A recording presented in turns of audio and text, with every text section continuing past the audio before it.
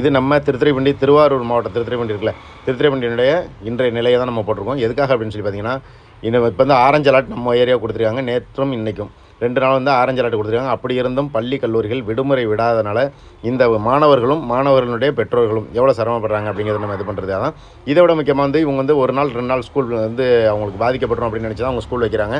அப்படி வைக்கிறதுனால என்ன விளைவு ஏற்படும் அப்படின்னு பார்த்தீங்கன்னா, இந்த 1 நாள் 2 நாள் மழையில் நினைக்கிறதுனால அந்த குழந்தைகளுக்கு ஏதாச்சும் நோய் தொற்று வந்துச்சுன்னா அவங்க வந்து 1 வாரம் அல்லது 10 நாள் வந்து அவங்க ஹாஸ்பிட்டலுக்கு போகணும், அவங்க ட்ரீட்மெண்ட் எடுக்கணும். அப்படிங்கும்போது அவங்களோட கல்வி எந்தளவுக்கு பாதிக்கப்படும் அப்படிங்கிறத உணர்ந்து இதை மாதிரியான இக்கட்டான சூழ்நிலையில் லீவ் விடணும் அப்படிங்கிறது நம்மளோட வேண்டுகோளாக வைக்கிறோம். இதுதான் நம்ம நிறைய பேரண்ட்ஸ்ட்டு கேட்டாச்சு. எல்லா பேரண்ட்ஸும் தான் சொல்கிறாங்க, இந்த மாதிரி சூழ்நிலையில் ஏன் வைக்கிறாங்கன்னு தெரியல, யூனிஃபார்ம் கூட எங்களால் துவைச்சி காய வைக்க முடியல அப்படிங்கிறாங்க. அதாவது வசதி இருக்கக்கூடியவங்க வந்து வாஷிங் மிஷினில் போட்டு ட்ரையரில் போட்டு எடுத்துருவாங்க. ஆனால் வசதி இல்லாதவங்களோட நிலை, கூரை வீட்டில் இருக்கவங்களோட நிலையை வந்து உணர்றதே இல்லை. அப்படி உணராதனால எவ்வளோ கஷ்டம் பாருங்கள். இந்த குழந்தைகள் எவ்வளோ கஷ்டப்படுறாங்கிறது உங்களுக்கு எல்லாருக்குமே பார்த்தாலே தெரியும். எல்லோரும் வந்து பஸ் விட்டு இறங்கினோடனே ஆளுக்கு ஒரு குடையை தூக்கிட்டு போகிறாங்கல்ல.